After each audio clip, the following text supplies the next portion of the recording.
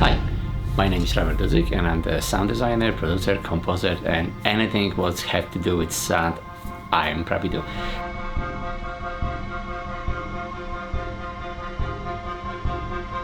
Over the years, when I come to America, I have a dream just like anyone else. I want to make it something big and I want to make it happen, something to my life. And I remember Arturia was showing like first versions of like the virtual synths, and I was starting making patches with this thing and making like some kind of crazy weird noises, and they just take over my time. But during this time, I realized like I want to do something more with this thing. So doing what I do, it's a lot of fun. You have to be honest, and having your own studio is just my dream come true. I like to combine synthesizers, with my original recording. What basically right now people call this thing hybrid, because it's mixing between analog or digital synthesizers together with analog recording. So a lot of stuff, I'm going to the junkyard and recording a lot of mechanical stuff. Clanking doors, like moving something and put it in the reverse. Because mechanical, junkyard is like basically it's my Toys R Us, toyland, when I can go and find anything I ever want. And there's so many objects, so many noises, and basically I just going recording them and bring them again and overlay them with each other, and you hear like the digital grids going under, what's made the sounds very futuristic. Check the latest, Bumblebee trailer, and when Bumblebee, he's opened his eyes, and I was like, that's my mechanical sounds, what I just did mixing, So when you're creating a sound, you're pretty much creating virtual theater of the mind, because when you close your eyes, the stuff what you hear, you gotta imagine.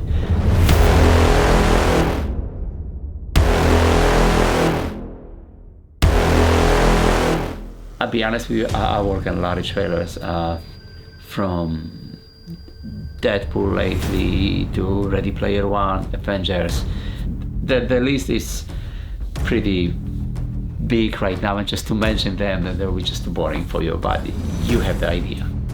Each time the trailer come in, it's always challenge, and basically it's a game of bidding, because there's a lot of sound designers who's going for the same gig, so you always try come with something new and make sure you're gonna do something what no one else gonna do, and the editor's gonna like it, and they're gonna choose you, no one else, and in the end, if they choose you, you win.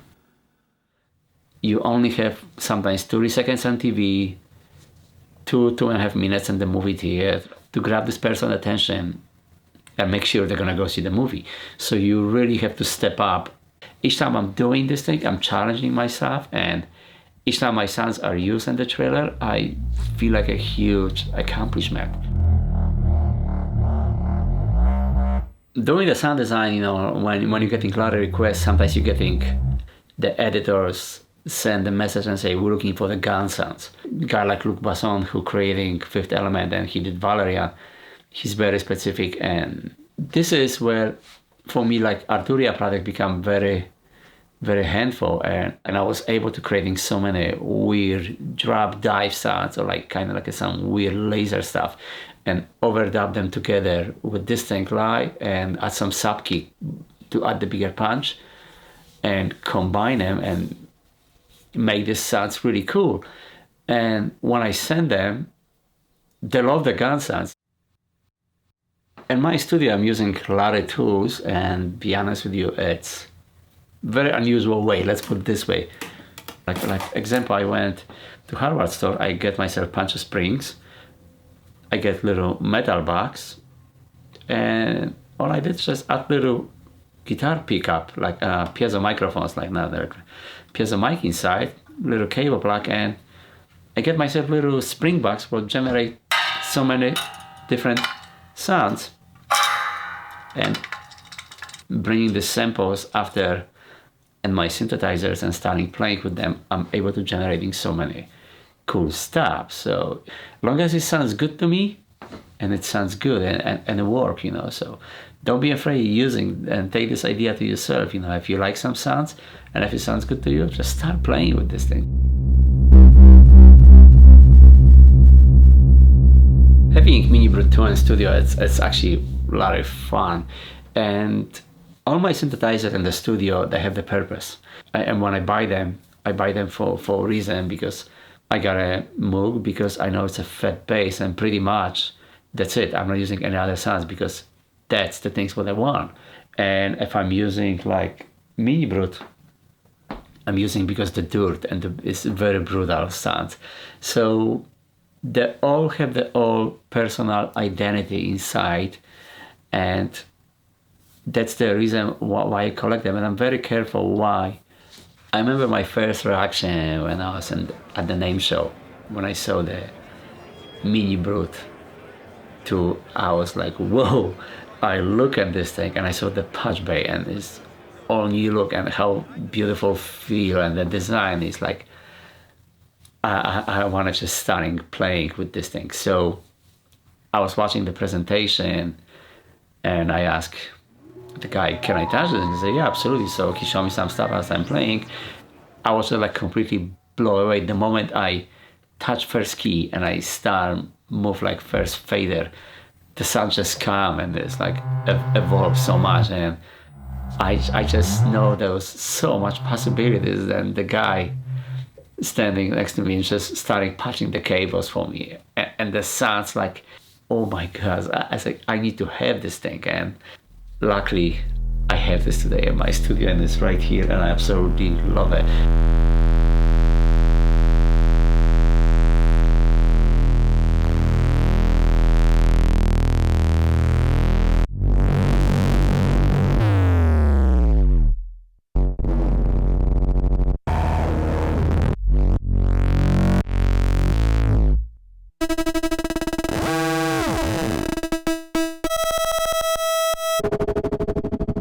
Let's put it this way, MiniBrute 2, it's a modular synthesizer with open interface, what's already pre-connect for you. And you really don't have to be like wizard, to know how to do starting move the knobs and the sounds starting coming.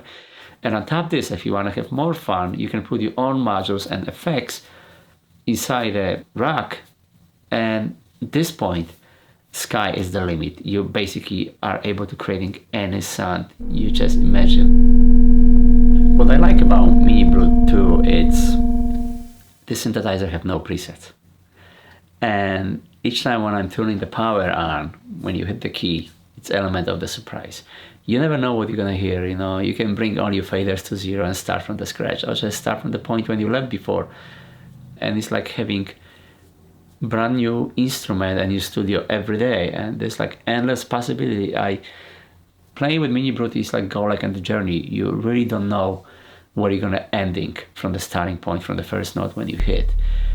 I really like that the way how everything is well organized on top. It's just making completely sense. Like after playing a couple times on this thing, you're probably able to like even close your eyes and your hands basically know where to go, where to touch, and I just love this thing. It's a lovely little instrument with huge power. So like people say, don't judge book by the cover. I would say don't judge this instrument by the size.